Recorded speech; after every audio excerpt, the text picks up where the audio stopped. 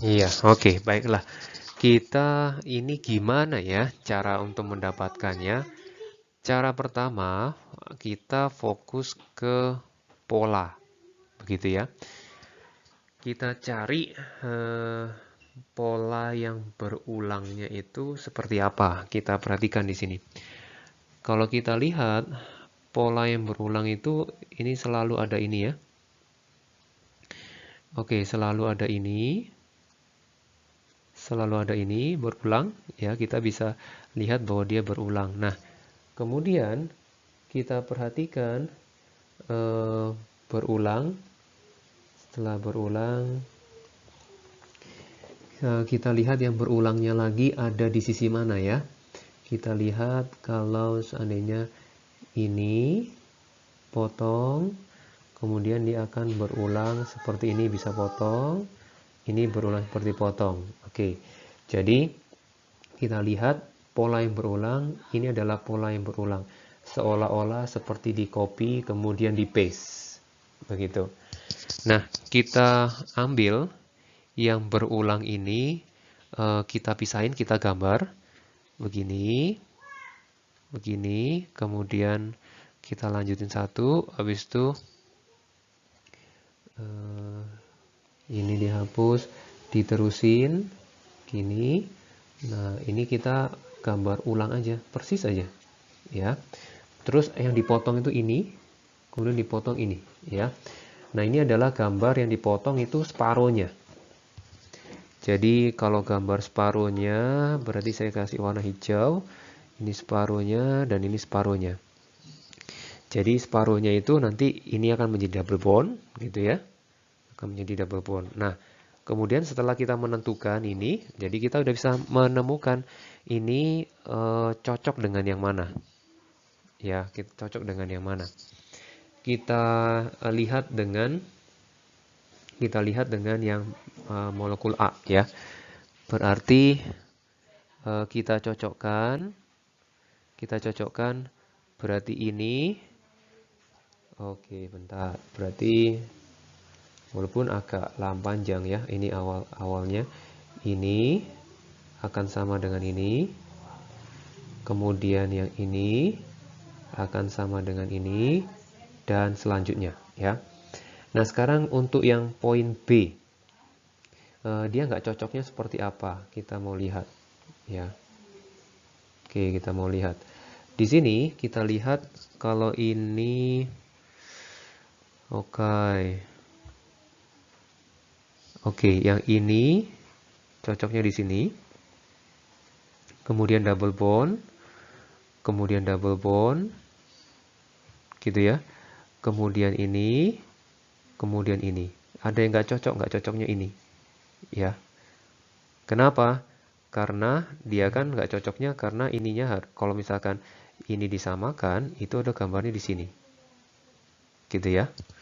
Oke, semoga terlihat ya. Oke, sekarang kita lihat yang jadi yang nggak cocok itu adalah bagian yang ini ya, kita nggak cocok. Nah, sekarang bagian C. Yang ini cocok, kemudian ini cocok, gitu ya. Kemudian ini satu, nah ini dua, nggak cocok ini, gitu ya. Nah, ininya masih cocok, gitu ya. Kemudian yang poin D. Jadi perlu kita belajar memahami untuk melihat-lihatnya. Ini, oke, bentar. Saya kasih ganti warna biru. Yang ini cocok, kemudian ini cocok, kemudian ini cocok. Nah, satu. Oke, yang ini maaf, yang ini nggak cocok. Ya, ini nggak cocok. Jadi berkebalikan. Yang posisi ini sama ini kebalikan. Gitu ya. Kita harus bisa melihat hal itu ya. Jadi step by step. Kalian bisa menggambar dengan melingkari-lingkari dia cocok atau enggak. Ini untung aja, bukan untung, dia di depan jadi langsung ketemu kita ngecek bagian A kayak gitu ya. Oke, begitu caranya. Selamat mencoba ke soal yang lain ya. Oke, nah di sini berkaitan sama ester udah lebih mudah buat kita ya untuk menemukannya. Ini ester, ini ester. Yang penting ada COO-nya. Begitu ya. Jadi ini kemungkinan jawabannya adalah C dan D. Nah, sekarang masalah berikutnya, Pak, taunya planar atau enggaknya itu dari mana? Untuk ring X sama ring Y. Oke, ring X sama ring Y, dia akan disebut planar kalau dia itu hibridisasinya semuanya sp2. Ya, ini sp2, sp2, sp2, sp2, sp2. Nah, itu baru dibilang planar. Kalau enggak, ya tidak akan planar ya. Jadi enggak akan ada dua-duanya planar gitu ya. Nah, kalau sp2, contoh misalkan saya tirukan ya. Ini begini, begini. Ini adalah menirukan dari poin yang ini. Poin yang ini ya, saya tirukan. Gitu ya. Nah, sekarang kita mau lihat gimana cara untuk melihat sp2 atau tidaknya. Nah, bagian ini kita mau lihat, kita lengkapi dengan atom H. Ya, atom H. Ini adalah atom H, ini atom C, atom C, atom C. Kita lihat hibridasi di sini, karena dia mengikat berikatan sama 3 atom, berarti ini 3 ya. S1, P-nya diambil 2. Nah, jadi total 3. Mungkin itu untuk menyederhanakan saja ya. Berarti sp2.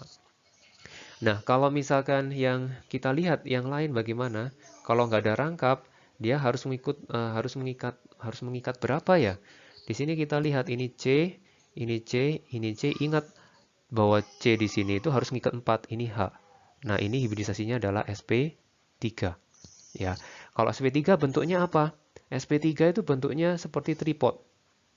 Gitu ya. Yang nama istilahnya keren di dalam chemistry adalah tetrahedral. Nah, kalau misalkan sp2 bentuknya apa? sp2 ini bentuknya adalah trigonal planar. Ya, trigonal planar.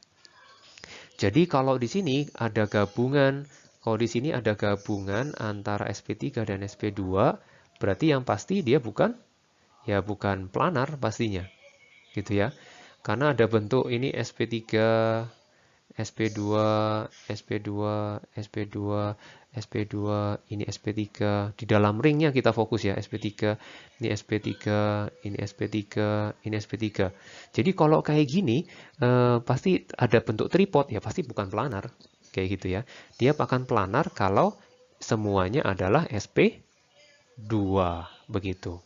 Ya, semoga jelas penjelasannya. Oke, terima kasih.